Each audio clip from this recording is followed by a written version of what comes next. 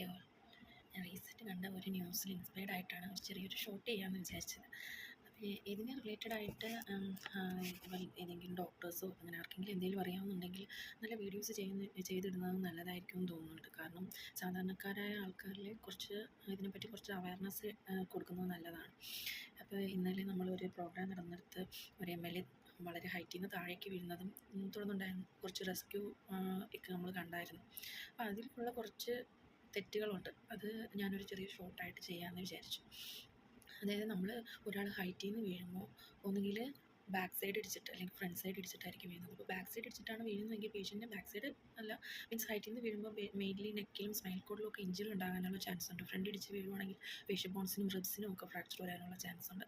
അപ്പോൾ നമ്മൾ ആ വീണ് കിടക്കുന്ന ആളെ റെസ്ക്യൂ ചെയ്യാൻ തോന്നുമ്പോൾ നമ്മൾ ആ പേഷ്യൻറ്റ് ഷിഫ്റ്റ് ചെയ്യുന്ന കാര്യത്തിൽ വളരെ ഇമ്പോർട്ടൻസ് കൊടുക്കണം. അത് കൊടുത്തില്ല എന്നുണ്ടെങ്കിൽ ഫ്യൂച്ചറിൽ അത് ആ പേഷ്യൻറ്റിന് അത് ഭയങ്കര കൂടുതൽ കോംപ്ലിക്കേഷൻസിലോട്ട് കൊണ്ടുപോകും. അതുകൊണ്ടാണ് നമ്മൾ പേഷ്യൻറ്റ് മൂക്കിൽ നിന്ന് വായിൽ നിന്നൊക്കെ ബ്ലഡ് വന്ന് കിടക്കുമ്പോഴത്തേക്കും എങ്ങനെയെങ്കിലും അവിടെ നിന്ന് റെസ്ക്യൂ ചെയ്യണമെന്നേ ചിന്തിക്കത്തുള്ളൂ. അതിപ്പോൾ ഇങ്ങനെ എടുക്കാവോ അതൊന്നും അപ്പം നമ്മൾ ചിന്തിക്കത്തില്ല. എങ്കിലും നമ്മൾ ജസ്റ്റ് ഒന്ന് അവെയർ ആയിരിക്കാൻ വേണ്ടിയിട്ട് എൻ്റെ വീഡിയോ കാണുന്ന ചിലപ്പോൾ ഒരു 5 പേര് 10 പേര് ഇത് കാണുന്നുണ്ടെങ്കിൽ അവർക്കൊരു അവയർനെസ് കിട്ടുമല്ലോ എന്ന് വെച്ചിട്ടാണ് ഞാനിത് ചെയ്തിടുന്നത്.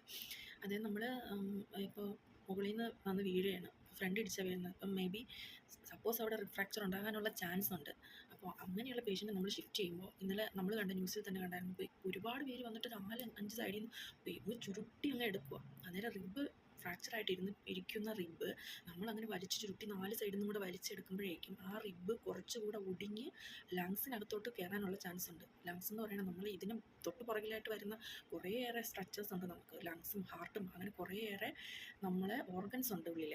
അപ്പോൾ അതിലോട്ട് ഈ റിബ് കയറാനും അതിലൊക്കെ ഇഞ്ചുറീസ് വരാനും ബ്ലഡ് ക്ലോട്ട് ചെയ്യാനും അങ്ങനെ പല പല ഇഷ്യൂസ് ഫ്യൂച്ചറിൽ ഉണ്ടാകാനുള്ള ചാൻസ് ഉണ്ട്, കോംപ്ലിക്കേഷൻസ് ഉണ്ടാകാനുള്ള ചാൻസ് ഉണ്ട്. അപ്പോൾ അങ്ങനെ ഹൈറ്റിൽ നിന്ന് വീഴുന്ന പേഷ്യൻറ്റിനെ നമ്മൾ ഷിഫ്റ്റ് ചെയ്യുമ്പോൾ നമ്മൾ എന്ത് ചെയ്യണം, പേഷ്യൻറ്റിൻ്റെ കൈ ഉപയോഗിച്ച് പേഷ്യൻ്റെ അടിയിൽ നല്ല സപ്പോർട്ട് ചെയ്ത് അങ്ങനെ തന്നെ എടുത്ത് ഷിഫ്റ്റ് ചെയ്യാൻ ശ്രമിക്കുക. അപ്പോൾ 2 സൈഡിൽ നിന്നും ആൾ നിന്നിട്ട് അടിയിൽ നിന്ന് സപ്പോർട്ട് ചെയ്ത് എടുത്ത് ഷിഫ്റ്റ് ചെയ്യുമ്പോൾ മാക്സിമം പലക പോലെയുള്ള എന്തെങ്കിലും അവിടെ എവിടെയെങ്കിലും അവൈലബിൾ ആണെന്നുണ്ടെങ്കിൽ പേഷ്യൻറ്റ് അതിനോട്ട് കിടത്തിയിട്ട്, അതായത് ഹാർഡ് സർഫസിലോട്ട് എടുത്ത് കിടത്തിയിട്ട് അതിൽ നിന്ന് പേഷ്യൻറ്റിനെ വണ്ടിയിലോട്ട് ഷിഫ്റ്റ് ചെയ്യാൻ ശ്രമിക്കുക. അതല്ല ആംബുലൻസിൻ്റെ സ്ട്രെച്ചർ അവൈലബിൾ ആണെന്നുണ്ടെങ്കിൽ സ്ട്രെച്ചറിലോട്ട് ഷിഫ്റ്റ് ചെയ്തിട്ട് സ്ട്രെച്ചറിൽ വേണം പേഷ്യൻറ്റിനെ എടുത്ത് ആംബുലൻസിലോട്ട് മാറ്റാനായിട്ടും. അതല്ലാതെ കാലിൽ കുറേ പേര് പിടിക്കുന്നു, കയ്യിൽ കുറേ പേര് പിടിക്കുന്നു, കഴുത്തിൽ കുറേ പേര് പിടിക്കുന്നു, അങ്ങോട്ട് വലിക്കുന്നു ഇങ്ങോട്ട് വലിക്കുന്നു, അങ്ങനെ ഷിഫ്റ്റ് ചെയ്യുമ്പോഴത്തേക്കും ഒരു 40% ഫ്രാക്ചറും ഇഞ്ചുറീസും ഉള്ള പേഷ്യൻറ്റ് ഏകദേശം 90% ഇഞ്ചേർഡ് ആയിട്ട് മാറിയിട്ടുണ്ടായിരിക്കും.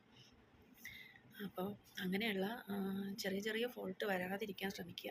അതായത് കഴുത്തിൽ ചിലപ്പോൾ ഫ്രാക്ചർ